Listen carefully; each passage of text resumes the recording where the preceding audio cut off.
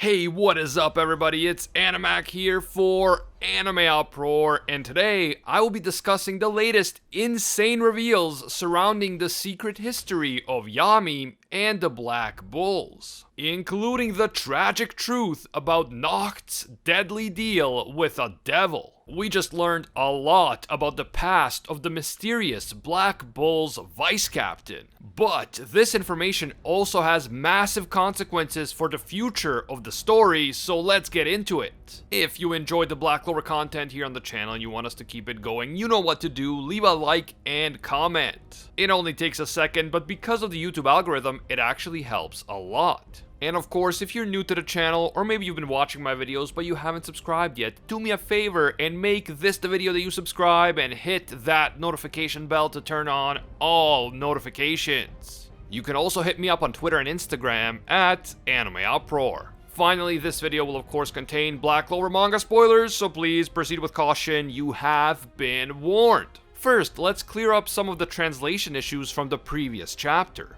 The official translation on Viz.com confirmed that the events of the previous chapter are happening a few minutes before the Heart Kingdom gang arrived, not a few hours. I figured that this was the case and I mentioned that in my previous video, but that type of stuff will happen sometimes because it takes me a day or two to actually produce a video. So if I want to get it out to you guys around the same time that the official chapter drops, I have to accept some potential early translation errors. We also learned that Nacht's fourth devil's name is not Wargunner, but rather Walgner. This also makes sense because Wargunner sounds more like a character from Apex Legends. In the latest chapter, we take a deep dive into Nacht's backstory, and we learn the tragic truth about his twin brother Morgen. Even though the two brothers looked identical as kids, their personalities couldn't be more different. Nacht only cared about himself and having fun, and he was a delinquent. Meanwhile, Morgen was a kind boy who always wanted to help others, he loved everyone, and he was loved by everyone.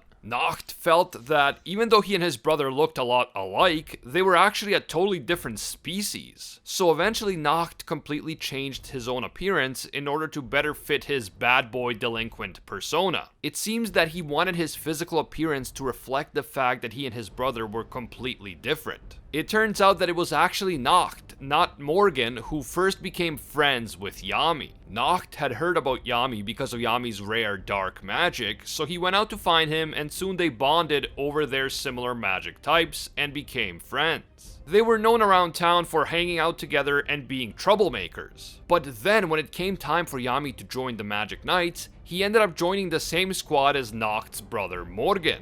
Nacht didn't think that Yami was the type of person who was well suited for the Magic Knights, but Yami became friends with Morgen, and Morgen helped him get used to being a Magic Knight. Morgen believed that his brother Nacht had incredible magic talent and that he should also join the Magic Knights. But Nacht refused because he had no interest in becoming a Magic Knight, he just didn't see the point. When Nacht eventually turned 18, his parents summoned him and told him the secret of the Faust family. The Faust family had secretly dedicated itself to studying forbidden magic and devil magic. And since Nacht was a shadow magic user and someone who clearly had no attachment to the rules and laws of the Clover Kingdom, Nacht was actually the ideal candidate to inherit the forbidden legacy of the Faust family. In that moment, Nacht realized that he wasn't the one who was different. In fact, he fit right in with his family. Morgen was the one who stood out.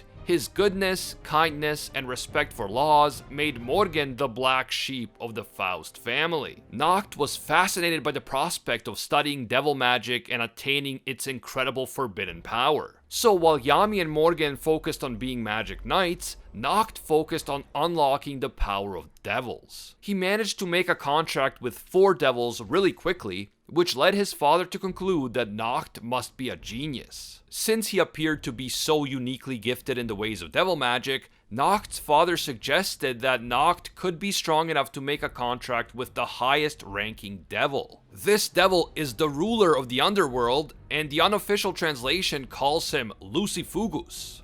But his description reminds me a lot of Lucifer himself. We know that Lucifer is known for being the highest ranking devil and a user of gravity magic, and gravity magic was mentioned here as well. So we'll have to wait for the official translation to see whether Lucifugus is just another name for Lucifer, or whether this is a completely different devil. Meanwhile, Morgan found out what was going to happen, so he infiltrated the ritual and he tried to stop his brother. As a magic knight, Morgan had a duty to stop forbidden magic from being practiced. But even more than that, Morgan knew that attempting to make a contract with Lucifugus was extremely dangerous. However, Nacht was excited by the prospect of making a contract with the highest ranking devil, and so his ambition and curiosity got the better of him. He vowed to surpass his limits, and then he summoned Lucifugus. But as you might expect, it all went horribly wrong pretty much immediately. The immense power of Lucifugus could not be contained, and it began attacking everyone in the surrounding area, even though this should have been impossible since a summoned devil should only be able to interact with the executor of the ritual. Nacht himself was paralyzed and he couldn't even move, and in that moment he realized that highest ranking devils are not something that humans should try to mess with. It seems to me that the 4 devils that Nacht made a contract with in the past are lower tier devils, kind of like Liebe. But the highest tier devils like Lucifugus are something else altogether. Morgan then interferes in the ritual in order to stop it. He breaks the relic that initiated the ritual, and this stops the ritual and saves Nacht's life. But Morgan himself is killed as a result of his interference. Morgan, whose dream was to protect the peace as a magic knight and whose magic appears to have been light-based, tragically dies in his brother's arms. Nacht is absolutely heartbroken. He begs God to save his brother and take him instead because Morgan did nothing wrong. Morgan was always a good person, and if anyone deserved to die here, it was Nacht, not Morgan. But it was too late. Nacht spent his entire life up to that point doing whatever he wanted, including messing with forbidden magic and willingly engaging in extremely dangerous rituals. Now the chickens have come home to roost, but the victim was not Nacht himself. The victim was his beloved brother, Morgan. Nacht, of course, feels a tremendous amount of guilt because of this, and he simply cannot forgive himself. I assume that he ended up joining the Black Bulls and took on the appearance of his brother as a way of repenting for his mistakes and his sins. Even though he himself never wanted to become a magic knight, Nacht decided to honor his brother by trying to fulfill Morgan's dream of protecting the peace as a magic knight. Back in the present moment, the impaled Nacht opens his eyes and looks right at Lilith and Nama. He vows to surpass his limits once again, and he vows to destroy the evil that lies before him. And that is how this crazy and tragic chapter ends. Whoa, what an interesting backstory, and I can't even imagine what Nacht has been through since the death of his brother. It's clear that he blames himself for what happened to Morgan, and that he lives with this crushing guilt every single day of his life, and that is not an easy way to live. But now I'm wondering what Nacht is about to do next. Is he going to reveal a hidden power-up that will make him strong enough to put up a fight against Lilith and Nama, at least for a little while? Or is he going to try to do something even crazier, like summoning another devil, maybe even this mysterious Lucifugus? And speaking of which, who is this Lucifugus? Is this just another name for Lucifer, or is it a totally different devil? And if this is a different devil,